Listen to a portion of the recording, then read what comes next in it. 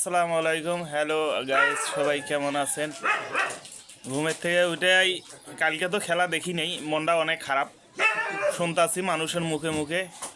মুই আর কি কও, এই যে মানুষ খালি কবা নাকছে যে তোমার রংপুর ঠকবে নাকছে।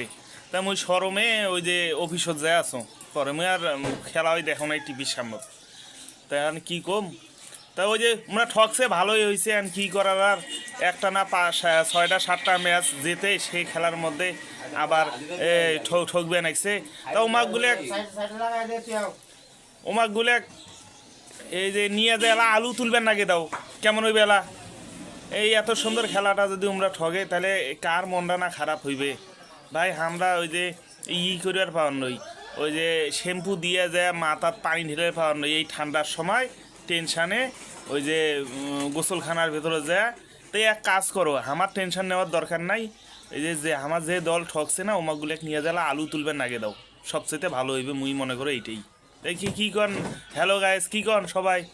তা তোমরা এখন ওমা কি করো, ওই দাওয়াত দিয়ে নিয়ে যা আমার রংপুরতে যে আলু তোলা নাকছে কি বল, ওই আলু তুলবে দাও।